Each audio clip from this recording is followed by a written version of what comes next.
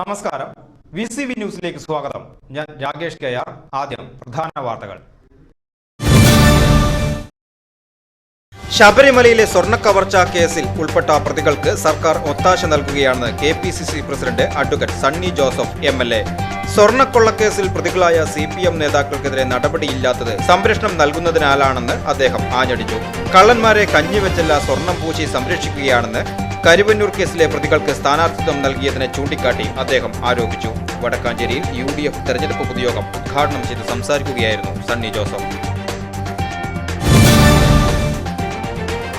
Vadakkanchery boys school ഗ്രൗണ്ടിൽ 17 വയസ്സുകാരനായ വിദ്യാർത്ഥിക്ക് നേരെ ക്രൂരമർദ്ദനം. മറ്റു വിദ്യാർത്ഥികൾ നോക്കി നിൽക്കെ വിദ്യാർത്ഥിയെ നിലത്തിട്ട് വലിച്ചിഴിച്ച് മർദ്ദിക്കുന്നതിന്റെ ദൃശ്യങ്ങൾ പുറത്തുവന്നു. ക്ലാസ് കഴിഞ്ഞ് പോവുകയായിരുന്ന വിദ്യാർത്ഥിയെ വടക്കാഞ്ചേരി സ്വദേശികളായ അജ്മലും റിഹാലും തടഞ്ഞു നിർത്തി ഗ്രൗണ്ടിലേക്ക് കൊണ്ടുപോയാണ് ആക്രമിച്ചത്.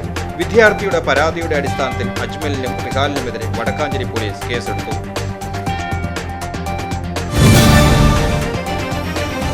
വടക്കാഞ്ചേരിയിൽ 2 ഇടങ്ങളിലായി വാഹനാപകടങ്ങൾ. ഓട്ടുപാറ പരുത്തിപ്രയിൽ പുലർച്ചെ അമിത വേഗത്തിലെത്തിയ കാർ നിയന്ത്രണം വിട്ട് മറിഞ്ഞു. കാർ കടയുടെ കോണി തകർത്ത് വാനിലിടിച്ച ശേഷമാണ് അപകടമുണ്ടായത്.